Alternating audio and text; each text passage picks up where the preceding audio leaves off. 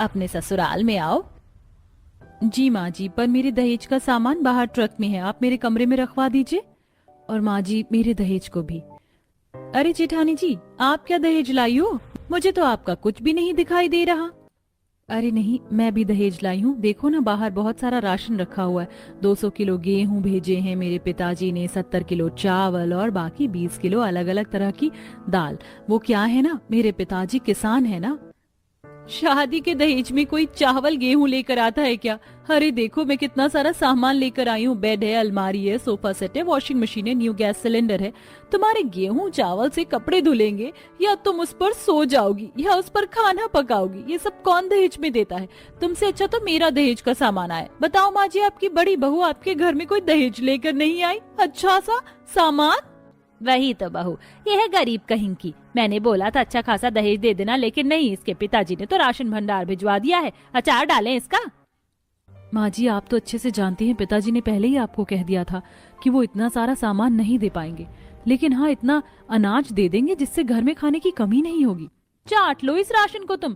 जब घर के दोनों बेटे कमा रहे हैं तो इन चीजों की कोई जरूरत ही नहीं थी। और माँ जी, ये क्या, मैं इतना सारा दहेज लेकर आई हूँ और आपने बताया नहीं कि हमारा ससुराल एक कमरे का है।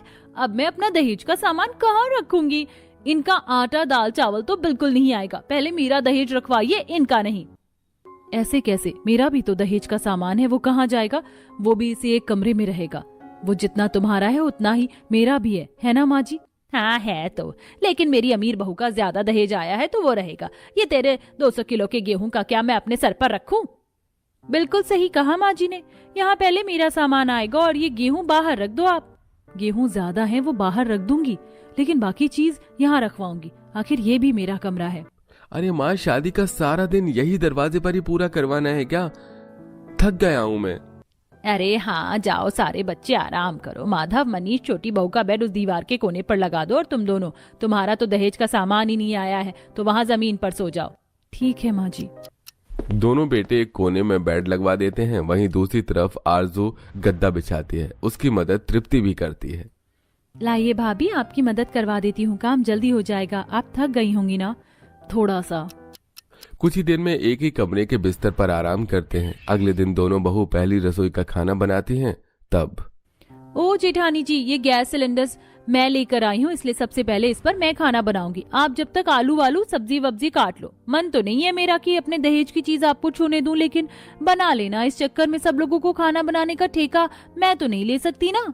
ठीक है देवरानी जी, लेकिन आज तो खीर बनेगी, वो तो मैं अपने राशन के चावल से बनाऊंगी। हम तेरे राशन के दहेज की अभी कोई जरूरत नहीं है। मेरे घर में इतना अनाज है कि पहले वो इस्तेमाल होगा। मुझे तो लग रहा है तेरे दहेज की राशन की हमें जरूरत ही नहीं पड़ेगी। इतना सारा बेफालतू में ले आई। अरे कोई सामान ले आती ताकि मेहमान देखकर इसका तो मजाक नहीं बनाते। वही तो माँ जी। फिर तृप्ति नहा धोकर शिवानी के ड्रेसिंग टेबल के सामने आकर उसका हेयर ड्राई इस्तेमाल कर रही थी। ये देखकर शिवानी तृप्ति पर चिल्लाती है। तृप्ति, तुम्हारी हिम्मत कैसे हुई मेरा सामान इस्तेमाल करने की? तुमने पूछा? अगर मेरा हेयर ड्रायर खराब हो गया तो इसका हर्जाना तुम भरोगी क्या? 4-5 रुपए का नहीं है, 78,000 का आया है।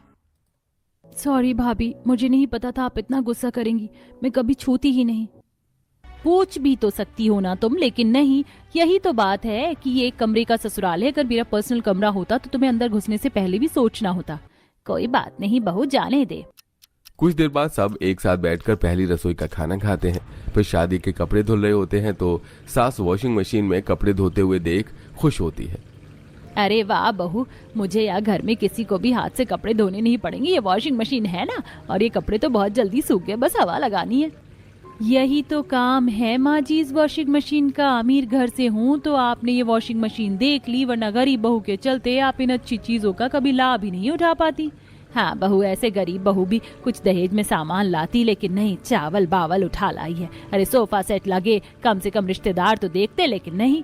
माँ जी, माना कि दहेज में अच्छी चीज लेकर नहीं आई, लेकिन खराब चीज भी नहीं लाई। आपको अंदाजा भी नहीं होगा, मैं बहुत महंगा राशन लेकर आई हूँ, वो भी अपने ही पिताजी के खेत से, जिसमें कोई मिलावट नहीं है। अरे जा जा, मुझे मत सिखा।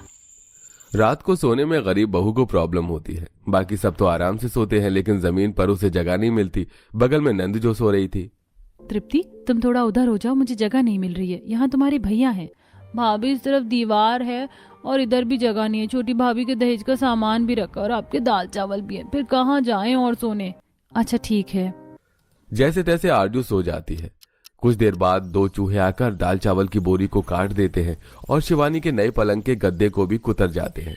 अगली सुबह जब शिवानी की नजर पड़ती है तो फिर चिल्लाने लगती है, ये भगवान, मैं तो परेशान हो चुकी हूँ। एक तो एक ही कमरा है, वो भी पर्सनल नहीं है, और यहाँ पर भी चूहे मेरा नया दहेज का बिस्तर कुतर कर चले गए। ऐसे ही तो नहीं आए होंगे। ये देखो, इनके दाल चावल की बोरी भी कन्नी हुई रखी है, जरूर वो इसी के पीछे आए होंगे। माँ जी देख रही है ना आप, गरीब जेठानी जी की वजह से मेरे दहेज के सामान के साथ क्या हो गया। अरे मैया, तेरा तो नया गद्दा था, कैसे चूहा खा गया बताओ। क्यों री गरीब चुड़ैल, देख ले, तेरे 2 कौड़ी के राशन दहेज की वजह से मेरी बहू का दहेज खराब हो गया। माँ जी, चूहे ने भी तो मेरी राशन की बोरी को काट दिया, और आपने ही रसोई नहीं बनवा रखी है, तो मैं क्या करूं। आपने एक कमरे का ससुराल क्यों बनवाया? अलग अलग कमरा होता तो आज ऐसा नहीं होता। हाँ माँ, भाभी ठीक कह रही हैं, तू तो चुप ही रह।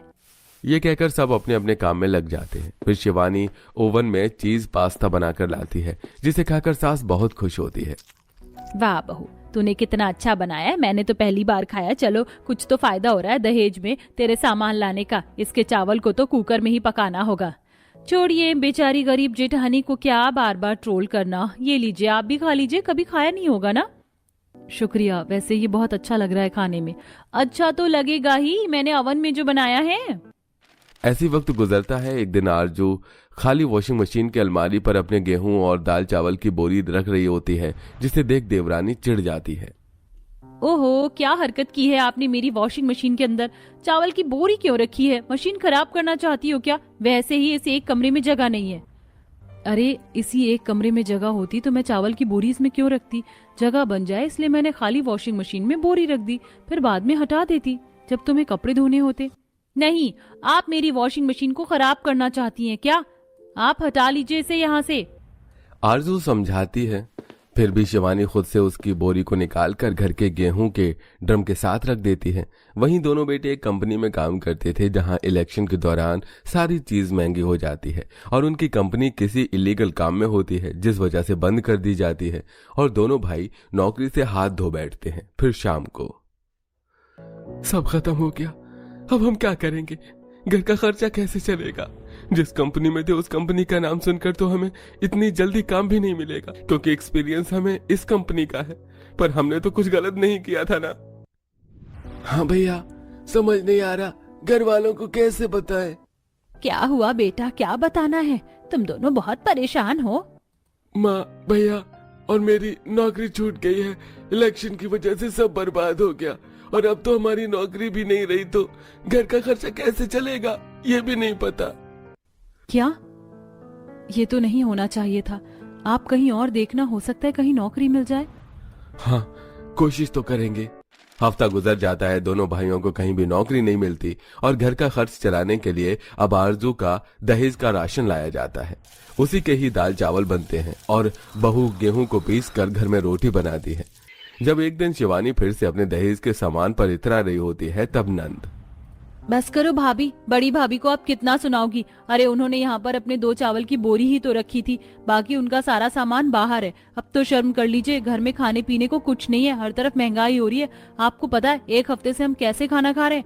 आरजू भाभी के दहेज का राशन, अगर वो नहीं लाई होती तो इस वक्त घर में 10,000 रुपए सिर्फ राशन पर खर्च होते। शुक्र कीजिए 6-7 महीने तक हमें राशन खरीदने की जरूरत ही नहीं है।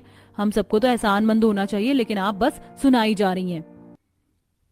शुक्र है तृप्ति, तुमने तो मुझे समझा। राशन का क्या महत्व होता है अब पता चलेगा। दहेज में फर्नीचर, सोफा, ओवन तो खा नहीं सकते ना। मेरे दहेज का ही तो राशन काम आ रहा है। सही बोला। और तू बहू, तूने आज तेरे दहेज में हम सबके 6-7 महीने की मुश्किल हल कर दी। हाँ, जब तक हम कहीं नहीं नौकरी भी ढूंढ लेंगे। जेठानी जी, मुझे माफ कर दीजिए, इतने समय से मैं आपको कुछ भी बोलती रही। अब से मेरे दहेज का सामान आप भी इस्तेमाल कर सकते हैं। तुमने इतना कह दिया, यही बहुत है। इसके बाद मुश्किल समय में दहेज का राशन इस्तेमाल में लाया जाता है। 3 महीने बाद दोनों बेटों को नौकरी मिल जाती है और धीरे धीरे परिस्थिति फिर से ठीक होने लगती है।